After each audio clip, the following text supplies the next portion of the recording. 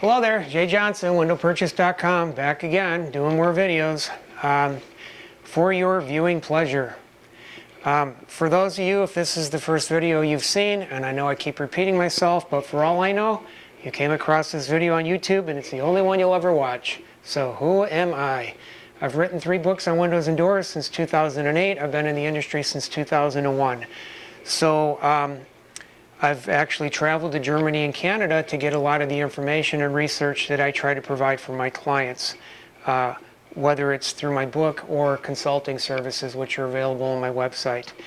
Anyway, I've done 2 other videos on vinyls and plastics and polymers, but I came across a good article on the internet, which I know it's true because of my background in this, but in lieu of memorizing it, I'm actually just going to read you something.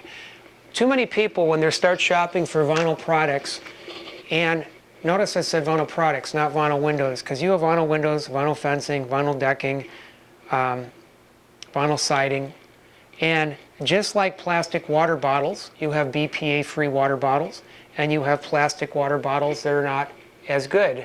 You have plastics that are microwavable safe, and you have plastics that say don't put me in the microwave. So we understand that plastics can be good and plastics can be bad. But what makes one better than another? Well, one of them would be the vinyl wall thickness to start with. The second one would be how many chambers. If you have a window that's got 15, 18, 23 chambers in it versus a window that's got 2 to 6, you're going to get more strength and stability out of the one with the multiple chambers. Okay? You're also going to get more noise reduction out of it as well. But with that being said, this has nothing to do with the construction of it. This has to do with the grade of vinyl. 2 key ingredients which should be in vinyl, if you're looking for a high-grade plastic, is titanium dioxide. They are also referred to as impact modifiers. Now, about 1% of the industry in the US puts titanium dioxide or sufficient amounts in their vinyl products. Most of them do not, because it's a costly UV inhibitor, which then would raise the price of the product, and then less dealers want to buy it from the manufacturers. It's a slippery slope, but it's a wonderful circle of life. So I want to read this to you here for a moment. UV stability. Exposure to sunlight has a negative effect on the useful life of plastics. UV radiation will break down the chemical bonds of the polymer. The process results in cracking, chalking, color fading, and loss of mechanical properties such as tensile strength, elongation, and tearing strength. UV stabilizers, which are titanium dioxide, will slow down this degradation process. For products that require a longer lifetime, UV stabilizers are added to both yarns and lamination during the production process. UV stabilizers in plastics usually act by absorbing the UV radiation and converting the energy as low-level heat. The chemicals used are similar to those used in sunscreen lotion, which protects the skin from sunburn. The solar radiation is measured in Langley scale measurements per year and mapped worldwide per region.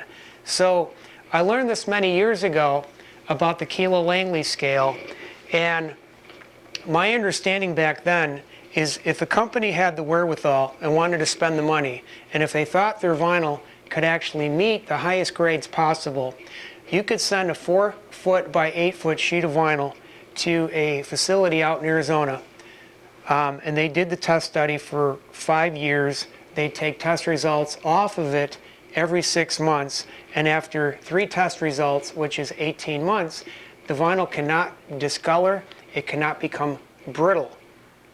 Now, most of the vinyls or plastics made in the US would fail that test, so most companies don't even bother sending it there for that test. But your higher quality vinyls would also get tested potentially in Toronto for the cold, New Jersey for acid rain, sorry New Jersey, Florida for salt and humidity, and of course Arizona for radiation. So like if you're where I'm at in the Midwest, the radiation level here is 100, whereas in Arizona it's 220 on that Langley scale for radiation. And Arizona also gets 320 days of sunshine on the average every year. So anyway, that's just another video on your polymers and your plastics. They're not all made the same. They're not all the same grade. And that's why I keep emphasizing you need to go over the construction of the frame to understand if it's a well-constructed frame, but you also need to know what grade of material is going into the frame. And this is the biggest thing, one of the biggest things that clients are missing and not getting in presentations.